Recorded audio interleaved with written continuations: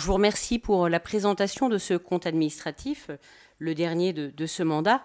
Alors, juste pour commencer, je redirai à l'occasion ce que nous rappelons régulièrement, c'est-à-dire notre regret de l'absence d'espace démocratique pour que nous soit présenté le budget ou bien le compte administratif en dehors des séances du Conseil d'agglomération.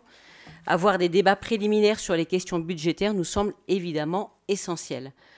Alors, dans le rapport de ce compte administratif 2024, on lit beaucoup de satisfecit.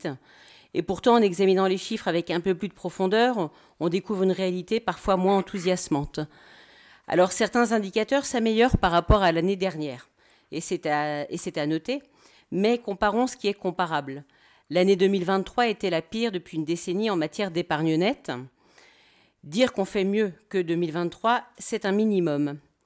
Avec 54,3 millions d'épargne nette sur le budget principal, 2025 reste pour autant parmi les 4 plus mauvaises années depuis 2014. La situation n'est donc pas aussi très satisfaisante qu'on voudrait nous le faire croire. On constate par ailleurs, et là c'est une réelle interrogation, que les entreprises assument à elles seules la croissance des recettes fiscales, et cela nous interroge à quel point ce modèle est-il soutenable à moyen terme.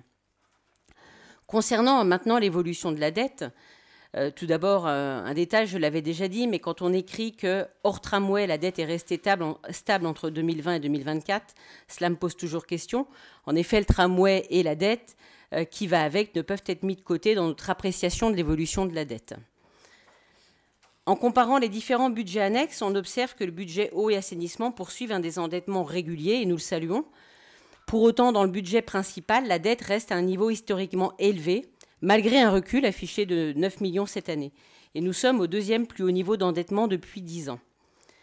Enfin, je rappelle que dans le plan pluriannuel des investissements de 2025 à 2027 qui nous a été présenté en janvier dernier, il était indiqué une croissance exponentielle des dépenses d'investissement prévues en 2026 de plus de 24 millions d'euros, ce qui représente une hausse de 66% des investissements dans un an. Comment notre collectivité va-t-elle financer ces nouveaux investissements à venir ? En résumé, ce compte administratif n'est pas la réussite qu'il prétend être.